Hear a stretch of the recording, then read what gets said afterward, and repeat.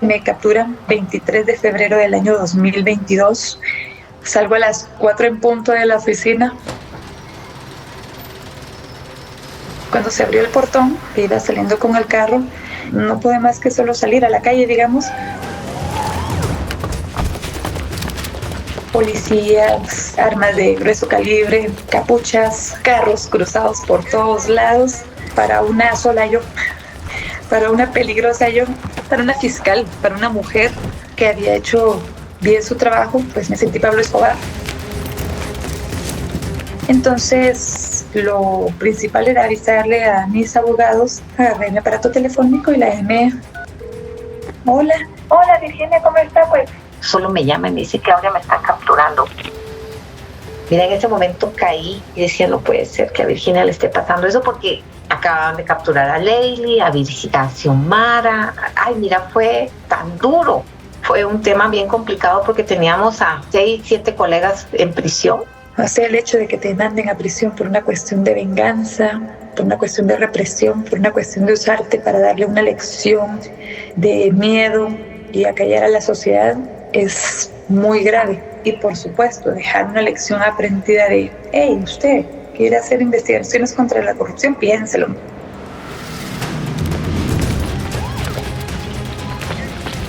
Ya después de que había avisado que me iban a detener y salgo, entonces cuando ya finalmente sí me dan la hoja de detención, todo se pone borroso y yo ya no recuerdo nada.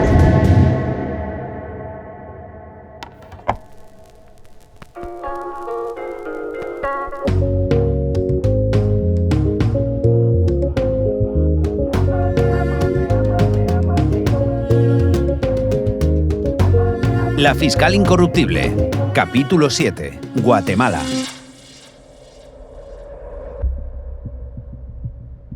Hola, soy Sara Cuesta y esto es ¿Quién dijo miedo?, el podcast de Amnistía Internacional en el que contamos historias de lucha y activismo en el mundo. En el capítulo de hoy viajamos a Guatemala. Hemos escuchado las voces de Virginia Laparra, exfiscal de la Fiscalía Especial contra la Impunidad, la FECI, y de su abogada, Claudia González Orellana. Ambas dedicaron años a luchar contra la corrupción en su país y fueron encarceladas por ello. Nos atendieron por videollamada en abril de 2024, cuando comenzamos a trabajar en este episodio. Lo hicieron desde sus casas, en Guatemala, donde estaban bajo arresto domiciliario. En febrero de 2022, Virginia Laparra y otras 4 compañeras que trabajaban en las unidades de lucha contra la corrupción en Guatemala fueron víctimas de la persecución política sin precedentes que se estaba viviendo en el país. Hemos dejado a Virginia desmayada en el momento de su detención. Yo ya no recuerdo nada. Lo siguiente que recuerdo es estar en el hospital. Me dicen que no, que estoy descompensada, que me van a tener que hospitalizar. Salgo, me llevan a tribunales de esta ciudad de Quetzaltenango, después me mandan en una patrulla para el juzgado de Guatemala, allá me envían a Carceleta. En Guatemala llaman carceleta a los calabozos de prisión preventiva a los que se suele enviar a presos peligrosos, no a una fiscal. Estos tipos opositores llegan a tomarme fotografías, a mí no me dejaban ni dormir, que cuando estaba perdiendo la conciencia me llegaban a levantar a la audiencia, 1, 2, 3, no sé, ya no recuerdo ni cuántas audiencias. Era solamente el desgaste físico, sino el desgaste emocional. Me llevaban, me traían, no me daban chance ni de bañarme, ni de lavarme los dientes, ni de nada. Fue muy desgastante, fue muy duro. Y bueno, finalmente, al fin llegamos con su juez, porque eso es lo que puedo decir, era juez de ellos habían escogido, y me manda a prisión. La envían a Mariscal Zavala, una prisión de alta seguridad, la misma en la que están encerradas las compañeras a las que han detenido días antes, y meten a las 5 juntas en la celda. El lugar es muy pequeño, 3x3, habían 2 literas con 2 camas cada una, un baño, un conato de ducha, un inodoro, un pequeño lavamanos, que cuando tenía suerte había agua, y a mí me tocaba dormir con mi colchón en el piso, pues porque ya no había espacio en las literas. Las 5 abogadas están en aislamiento 23 horas al día, sin luz ni ventanas. Salen una sola hora a pasear. Tienen restringidas las visitas a un puñado de personas. Entonces así nos acomodamos las 5 para poder apoyarnos y coexistir y tratar de luchar juntas con ese estrés y la mancillación que cada una sufría en las audiencias por separado. Quienes eran sus acusadores son misóginos y se ve en la forma en que plantean los casos y en que llegaban a las audiencias a insultar a las perseguidas y a sus abogadas. Marielos Chan es una politóloga guatemalteca especializada en análisis político. Claudia González fue testigo y diana de esos insultos misóginos. Por ejemplo, el juez permitía que nos insultaran, que nos agredieran, que nos tomaran fotos en audiencia y subían nuestras fotos en las redes para burlarse de nuestra forma de sentarnos, de nuestra forma de hablar, de nuestra forma de vestir. Hubieron muchas agresiones. No es normal que no permitan que los medios de prensa entren a las audiencias para ejercer el control social que lo establece la ley. Marielos Chan ve un patrón claro en el perfil de las detenidas. Hay cosas en común que tienen estas personas que fueron perseguidas. 1, colaboraron o trabajaron en la CICIG.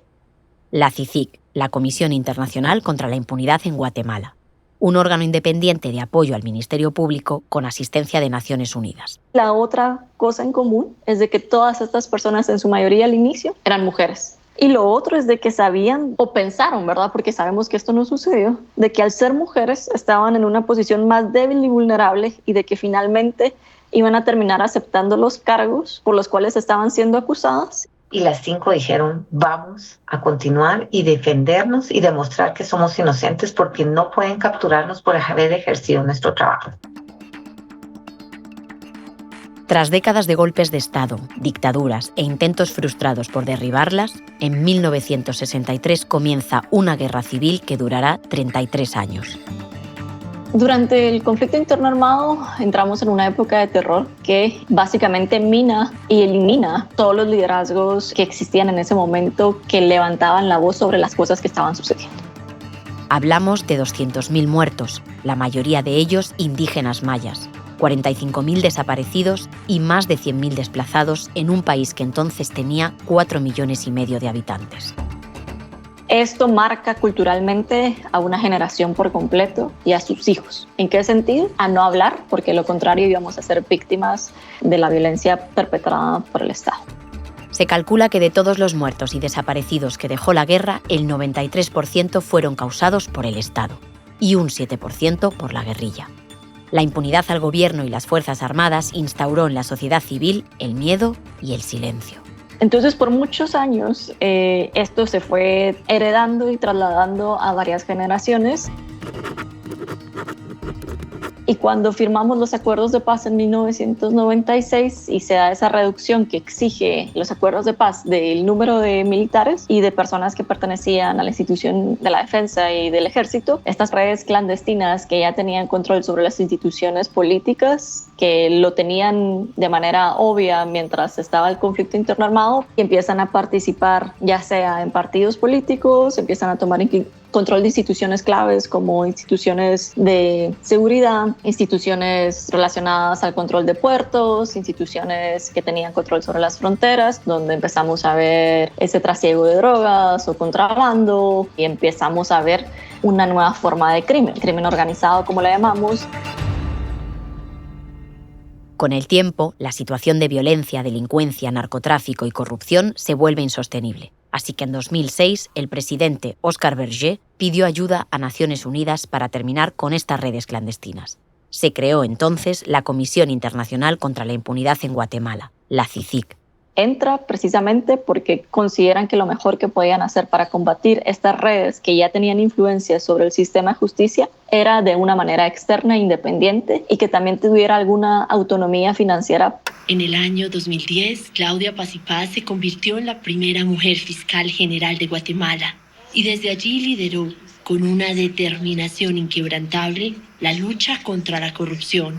La transformación del sistema de justicia en Guatemala inició con la llegada al país de la Comisión Internacional contra la Impunidad, CICIG, y con el nombramiento de mi antecesor fiscal general, y fuimos trabajando sobre lo que él había construido. Paz y Paz, que lleva 10 años exiliada, se convirtió entre los años 2010 y 2014 en el azote contra el crimen organizado, la violencia de género, el narcotráfico y la corrupción en su país. Esto es lo que sabemos. Paz ha logrado disminuir la tasa de impunidad en más del 20%, según varios informes. La CICIG llegó como un perro guardián amparado por Naciones Unidas, un control externo e internacional a la situación de la corrupción en Guatemala. Sus ojos en el país estaban en el Ministerio Público, su brazo ejecutor en la FECI, la Fiscalía Especial contra la Impunidad. En ambas instituciones empiezan a trabajar Virginia La Parra y las que luego serían sus compañeras de celda. Yo me atrevería a decir que todos los que trabajamos ahí teníamos esa motivación, querer luchar por un gran país. Más de 120 investigaciones por corrupción de gran escala que involucran a al menos 70 estructuras criminales. Básicamente era casos de corrupción judicial, casos de corrupción administrativa, casos de corrupción en salud, entre otros. Llegaron a los más altos puestos, a presidente, vicepresidenta, prácticamente todo el gabinete de ministros, empresarios de las familias más poderosas del país que pidieron perdón por el financiamiento electoral ilícito, que era como un mecanismo por el cual daban ilegalmente dinero para la campaña y luego recuperaban ese dinero en contratos de obra pública. Con la entrada de la CICIG en 2006 empiezan a evidenciarse todas esas tramas de corrupción integradas en el sistema tras los acuerdos de paz de 1996. Pero la sociedad no reacciona, al menos de forma masiva, hasta el año 2015. Pérez Molina fue acusado el pasado viernes por el Ministerio Público y la Comisión Internacional contra la Impunidad en Guatemala de liderar la trama de corrupción aduanera conocida como La Línea. La investigación de La Línea, en donde se involucra a la vicepresidenta Roxana Valdetti y al presidente Otto Pérez Molina y a una serie de funcionarios públicos en una red de contrabando. Reveló que en la distribución de las comisiones de los ingresos ilícitos, el expresidente Otto Pérez Molina y la vicemandataria Roxana Valdetti se quedaban con un 42.5% de los sobornos. Todo esto que veníamos sospechando durante décadas, todo esto que veníamos asumiendo que pasaba, la CICIG nos lo estaba contando de manera real, con nombres, apellidos y datos de qué era lo que estaba sucediendo y cómo lo hacían. Y eso es lo que provoca que mucha gente, y sobre todo la gente joven, decida romper el silencio y decir, ya basta. Nos han robado todo, nos han robado hasta el miedo y creo que el pueblo de Guatemala ha despertado. Protesta histórica en Guatemala que exigió hoy la renuncia del presidente Otto Pérez Molina. En las calles, más de 30.000 personas mostraron sin color político su rechazo al mandatario. Renunció la vicepresidenta de Guatemala, Roxana Valdetti, tras una investigación sobre su presunta participación en una red de corrupción aduanera que ha llevado a prisión a más de 20 personas. Otto Pérez Molina ya no es presidente de Guatemala. Esta madrugada renunció a su cargo y hoy se presentó ante los tribunales para someterse a la justicia por denuncias de corrupción. Esta es una historia única en América Latina. Cuando se logra la renuncia de la vicepresidenta y del presidente Roxana Valdetti y Otto Pérez Molina, se tuvo un apoyo de la sociedad porque se evidenció. En ese momento fuimos héroes.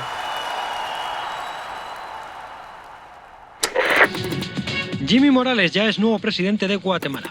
Ante la avalancha de casos de corrupción en el sistema judicial, administrativo y legislativo, el descontento social apunta a la política tradicional.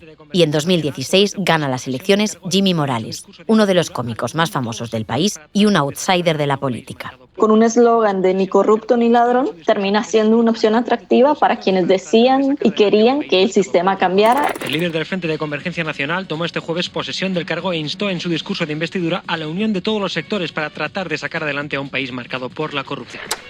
En esos primeros años, siendo justos, hay alguna intención de mantener el apoyo a la CICIG hasta que la Comisión Internacional contra la Impunidad decide investigar a su hijo y a su hermano.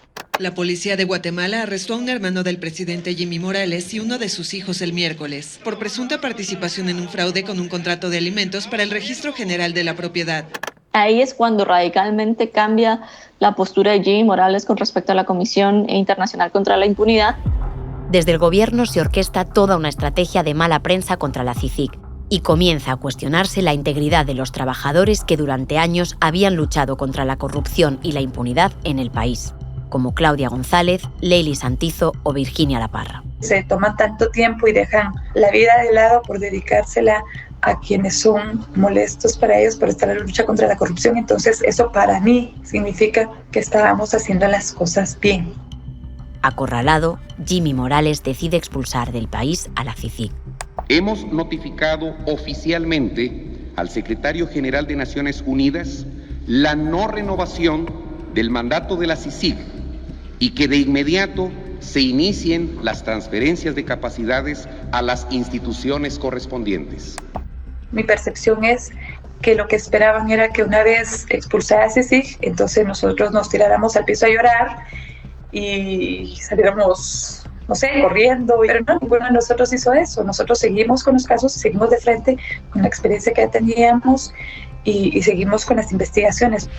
Los guatemaltecos continuaron con esas investigaciones sin el apoyo internacional, a través de la FECI, la Fiscalía Especial contra la Impunidad. Lo hacen bajo la dirección de Juan Francisco Sandoval, fiscal del Ministerio Público independiente. Y en ese contexto se celebran nuevas elecciones. El conservador Alejandro Yamatei fue electo como presidente de Guatemala. Y entonces empezamos en un nuevo ciclo de reconfiguración de instituciones. Y esta coalición política dominante, que muchos le llaman pacto de corruptos, empiezan a tomar control otra vez de todas las instituciones que habían perdido en los últimos 5 años mientras estaba la CICIG. Empiezan a tomar control del sistema de justicia, ya tienen a la fiscal general, Consuelo Porras. Es en el 2021 cuando finalmente la fiscal general muestra sus verdaderos colores y decide expulsar a Juan Francisco Sandoval de la FECI. ¿Por qué? Porque en el 2021 él estaba investigando un caso en contra del presidente Alejandro Yamatei. Entonces, ese es el punto de quiebre. La historia se repite. De nuevo, un presidente en el centro de una investigación contra la corrupción. Pero como acaba de explicar la politóloga Marielos, esta vez el presidente tiene aliados en puestos jurídicos relevantes. Y entonces empieza una persecución, lo que se llama una criminalización para las personas que trabajaban en FECI. Es un poco lo que vemos en Afganistán. ¿Qué pasa con las personas que colaboraron con el gobierno de Estados Unidos y que después de la toma de los talibanes en Afganistán, Estados Unidos y sus funcionarios salen del país, pero quienes los apoyaron permanecen ahí? Y lo mismo sucedió con las personas que apoyaron a la Comisión Internacional contra la CICIG en Guatemala. Un gran porcentaje de personas fueron obligadas, ahuelladas, amenazadas, perseguidas para irse al exilio y asegurar su no retorno. Solo en 2022, 73 operadores de justicia, periodistas y activistas tuvieron que exiliarse. Entre ellos, el fiscal jefe Juan Francisco Sandoval. Y otras que, dadas las circunstancias de nuestra vida, de lo que nosotros somos, de lo que nosotros creemos, no obstante esas amenazas, esa persecución y ese amedrantamiento mediático que se hizo, por lo menos en mi caso, el día de hoy llevo 7 años con esto mismo, decidí quedarme. Quedarse supuso, en el caso de Virginia La Parra, su detención y su entrada en prisión. Pero detrás de ese arresto no hay ninguna cuestión jurídica o legal, sino una aparente trama de venganza. Antes de que fuera expulsada de Guatemala, la CICIG investigaba a un juez de Quetzaltenango, la ciudad de la que es Virginia, por anomalías y supuestas corruptelas.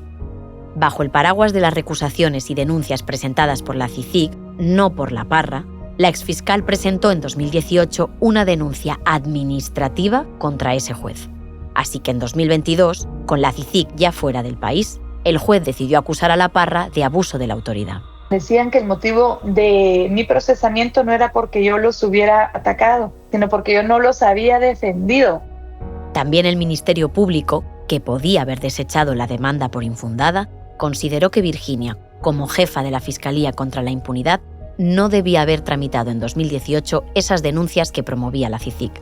Por cierto, que en 2023 el Departamento de Estado de Estados Unidos incluyó a este juez en la lista Engel, que reúne a actores corruptos y antidemocráticos de todo el mundo.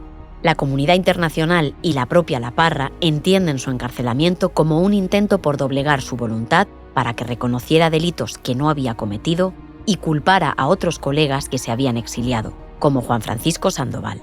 querían que yo dijera que CICIG nos obligaba a realizar acciones cuando eso no era cierto.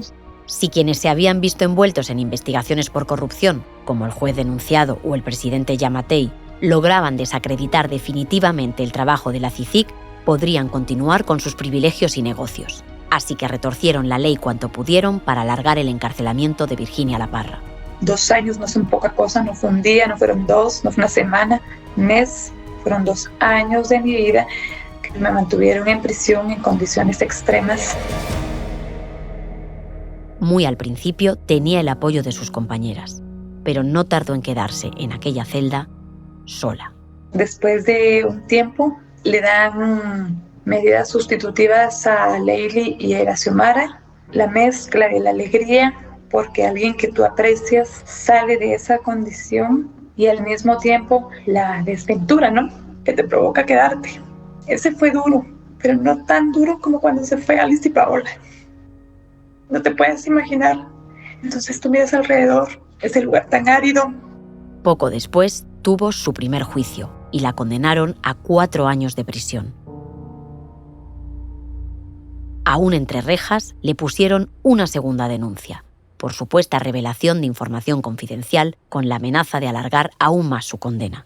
Y las presiones desde el Poder Judicial guatemalteco continuaron. Se ejecuta la orden de captura en contra de la abogada Claudia González, quien fue trasladada específicamente a Torre de Tribunales.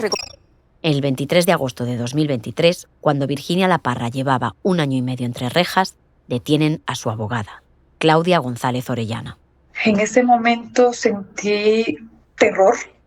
Para Claudia no fue una sorpresa. En el 2022 todos los abogados que ejercieron la defensa fueron criminalizados. Muchos fueron amenazados y les decían, si ustedes continúan con esa defensa van a parar presos. Si no renuncian, van a sufrir lo que está sufriendo Virginia La Parra.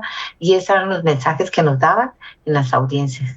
Me sentía con mucho miedo, pero también no podía dejar en estado de indefensión a las colegas con las cuales trabajé en la CICIG en casos de corrupción. No había un abogado que en ese momento tomara la defensa y que pudiera enfrentar toda esta violencia del sistema hacia nosotras. Esa decisión terminó metiéndola entre rejas en Mariscal Zavala, la prisión de alta seguridad que tantas veces había visitado. Estaba en aislamiento total, no tenía ventanas, la puerta me la mantenía encerrada, oscuridad total. Podía recibir visitas miércoles y domingo. Solo 2 personas, y entonces tenían que turnarse mi esposo y mis hijos para poder llegar un día a unos y otro día a otros. Claudia sabía perfectamente todo lo que iba a suceder. Lo había visto una y otra vez con las compañeras a las que defendió. Estaba consciente de que iban a alargar el tema de mi declaración, mantenerme todo el tiempo de prisión posible, tratar de quebrantar lo poco de fuerza que te quedaba.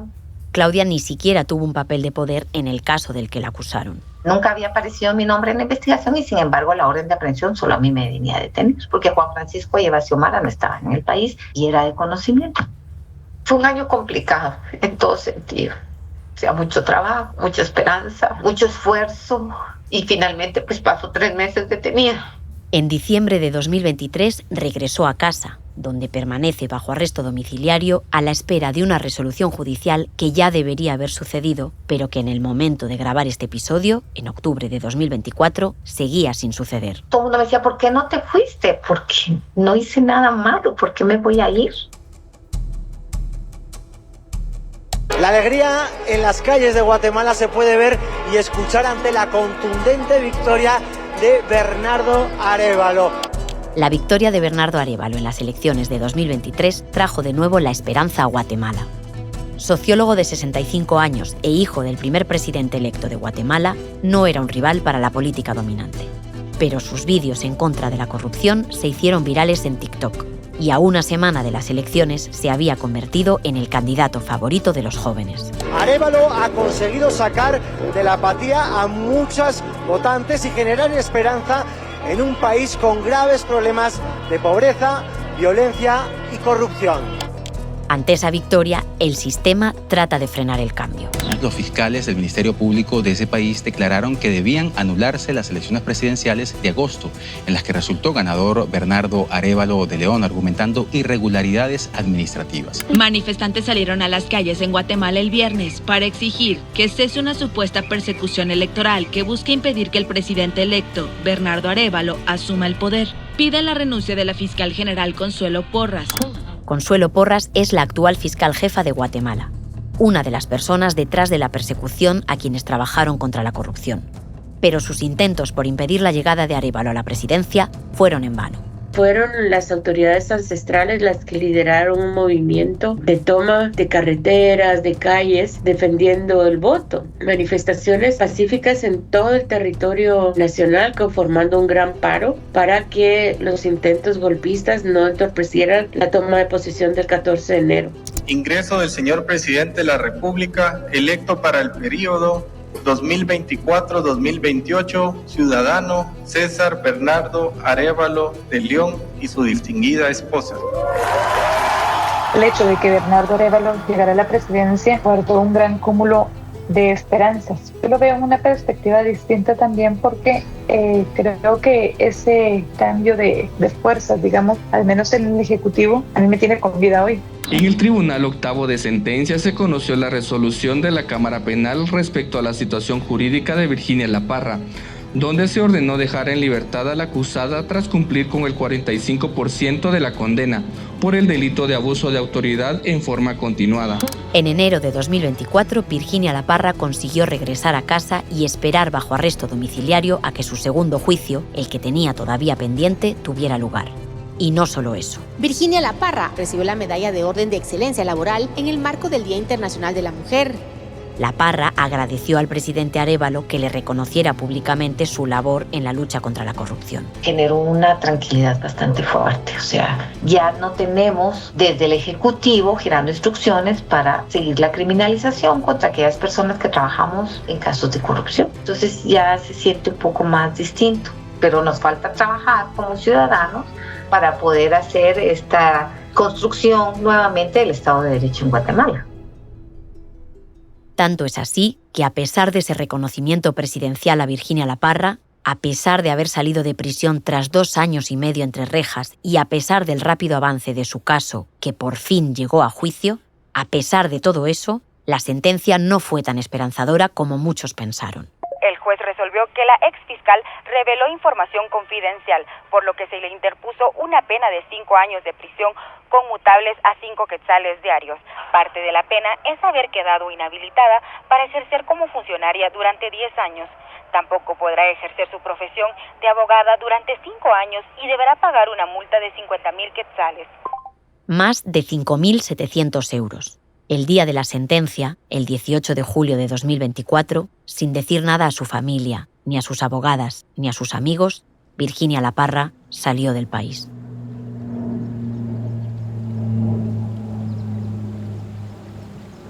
Todas las declaraciones de Virginia que has escuchado hasta ahora nos las dio en una conversación por videollamada antes de su exilio. Pero después de huir de Guatemala, volvimos a hablar con ella. Esta vez con una conexión algo peor desde el retiro en el que se encuentra.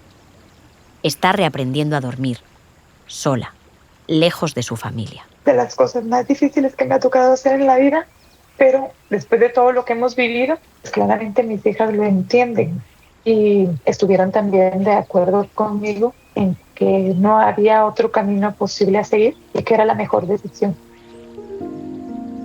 Espera poder regresar a su país, pronto. Y a diferencia de otros colegas, ella confía en el presidente Arévalo. Es fácil solamente señalar al presidente y decirle que no ha hecho lo que todos queremos. El hecho es que hacer las cosas de manera correcta tienen un precio alto, porque pues maneras de hacerlo de manera arrebatada hay, pero es convertirse en lo que ellos son. Y me refiero a ellos, a todas las personas que nos han perseguido durante este tiempo, porque ellos lo que hacen es retorcer la ley, saltarse los preceptos legales para alcanzar sus fines, bajo el principio de el fin justifica los medios. Y para Virginia, por muy nobles que sean los objetivos de acabar con la corrupción y expulsar a los corruptos de las instituciones, Si lo consiguen retorciendo la ley a su antojo, estarían perpetuando el mal que Guatemala arrastra desde hace décadas. Por eso, la exfiscal cree que el camino es lento, pero confía en que el cambio llegue a su país. A mí no me robaron la esperanza, a mí no me robaron las ganas de vivir. Sigo amando ser abogada, sigo amando el tema del derecho, sigo amando la defensa de los derechos humanos. Yo no pierdo la esperanza en que mi país puede volver a ser un país donde se respeten los derechos humanos de todos y todas.